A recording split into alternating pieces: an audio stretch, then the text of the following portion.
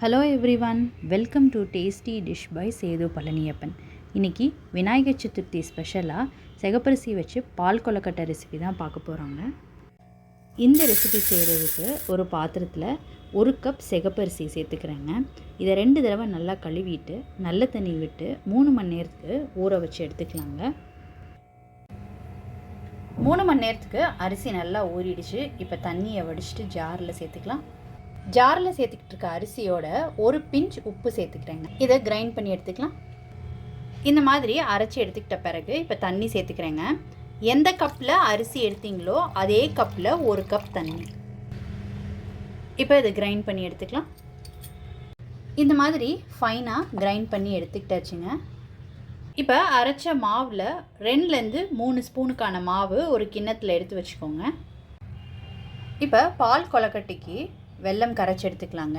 எந்த கப்பில் அரிசி எடுத்தீங்களோ அதே கப்பில் 1 கப்லேருந்து 1.25 கப் வெல்லம் சேர்த்துக்கலாங்க. நான் 1 கப் வெல்லம் தான் சேர்த்துக்கிட்டு இருக்கேங்க. நீங்கள் உங்கள் விருப்பத்துக்கு ஏற்ற மாதிரி 1லேருந்து 1.25 போட்டுக்கலாங்க.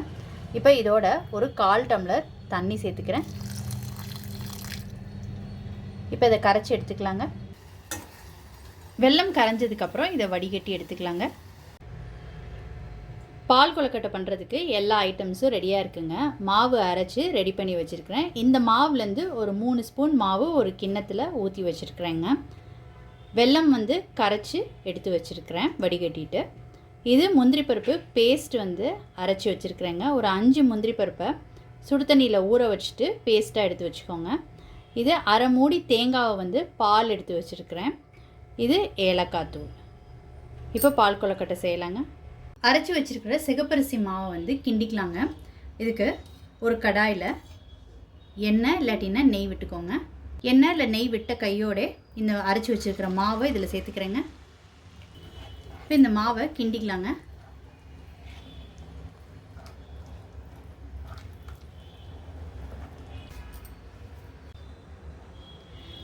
தண்ணியை ஊற்றின மாவு நல்லா வெந்து வந்துருச்சுங்க. எல்லாம் ஒன்று சேர்ந்து வந்துருச்சு. கையை தண்ணியில் நனைச்சிட்டு மாவை தொட்டு பார்த்தீங்கன்னா மாவு ஒட்டக்கூடாது. இப்போ இது நல்லா ஆறட்டுங்க.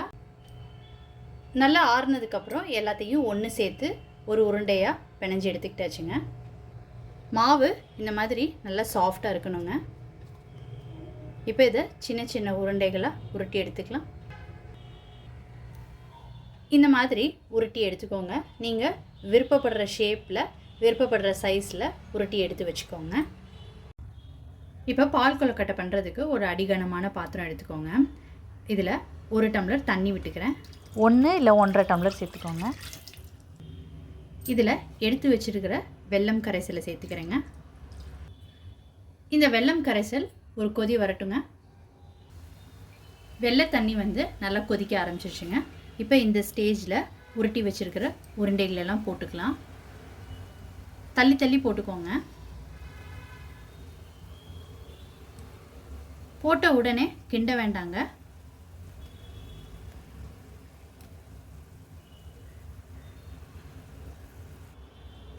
எல்லா உருண்டைகளையும் சேர்த்துக்கிட்ட பிறகு ஒரு 5 மினிட்ஸ் மூடி போட்டு குக் பண்ணிக்கோங்க. கொழுக்கட்டை வெந்துக்கிட்டு இருக்க டயத்தில் இந்த ஏற்கனவே எடுத்து வச்சுருக்கிற மாவை இதோடு சேர்த்துக்கிறேங்க. அந்த மாவை ஊற்றுனதுக்கு அப்புறம் ஒரு 2 நிமிஷம் விட்டுட்டு அதுக்கப்புறமாட்டி கலந்து விடுங்க.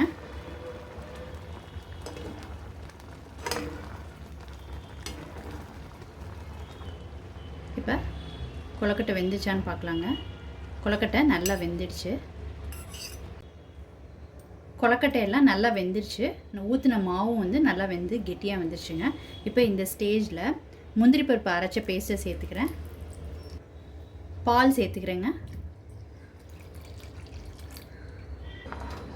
இது நல்லா கலந்து விட்டுக்கலாம். பால் சேர்த்ததுக்கப்புறம் அடுப்பை ஆன் பண்ணி சிம்மில் வச்சுக்கோங்க. ஒரு கொதி வரட்டுங்க. இப்போ இதில் ஏலக்காய் தூள் சேர்த்துக்கிறேன். இப்போ பால் சேர்த்ததுக்கப்புறம் ஒரு கொதி வர ஆரம்பிச்சிருச்சுங்க. இப்போ அடுப்பை ஸ்விட்ச் ஆஃப் பண்ணிக்கலாம். இப்போ அடுப்பை ஸ்விட்ச் ஆஃப் பண்ணதுக்கப்புறம் 1 கப் தேங்காய் பால் சேர்த்துக்கிறேங்க. தேங்காய் பால் சேர்த்ததுக்கப்புறம் நல்லா கலந்து விட்டுக்கோங்க.